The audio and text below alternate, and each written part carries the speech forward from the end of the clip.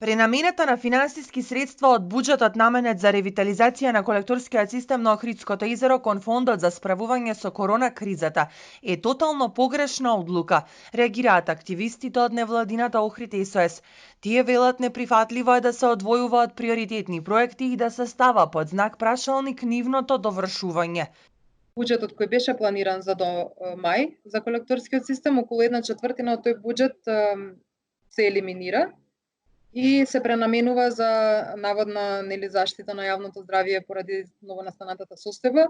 Меѓутоа парадоксално, самата реализација на тој проект, односно самата санација на колекторскиот систем е едно клучно прашање токму во однос на јавното здравје и сметаме дека ваквите потези се навистина погрешни, бидејќи не може да од вакви суштински прашања да се одвојуваат средства, да се наменуваат за други суштински прашања.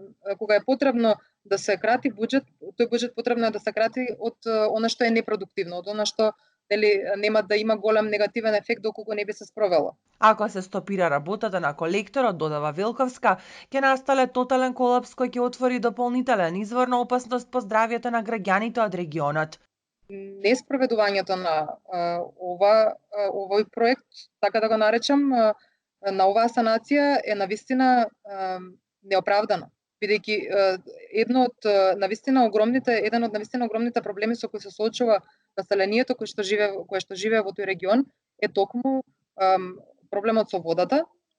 Има дури цели села во околината кои што имаат навистина нечиста вода, технички неисправна вода, што е страшно за еден таков екосистем кој обстоел толку милиони години.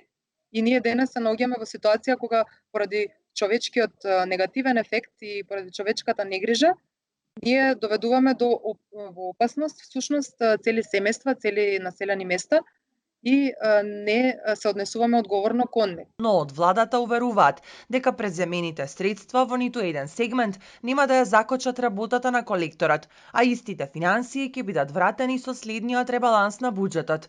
Министерот Едмонд Адеми, инаку председател и на Националната комисија задолжена за прашањето со УНЕСКО, вели проектот ќе финишира до крајот на мај, како што било предвидено уште на самиот почеток. Земањето на дел од финансиските средства од таа буџетска линија во ниту еден сегмент не го загрозува процесот на работење и санирање на колекторскиот систем, затоа што претпријатието има дополнителни средства кои се сосема доволни, работата да тече непречено и во целост без застои да се доврши проектот. Работите ќе течат непречено, се до завршување на проектот. Средствата што се земени сега со првиот нов ребаланс на буџетот ќе бидат вратени на колекторскиот систем, затоа што тоа е приоритетен проект и владата ќе настојува и во иднина токму за тој проект да се одвојуваат средства. Инаку, колекторскиот систем е една од главните забелешки на УНЕСКО и горлив децениски проблем за двата градови на Охридското езеро. Неговата ревитализација започна во декември, после повеќегодишните сериозни опомени од стручната јавност за загадувањето врз езерото и животната средина, која со години го предизвикуваа неактивните и несоодветни пречистителни станици, како и старите дотраени цевки.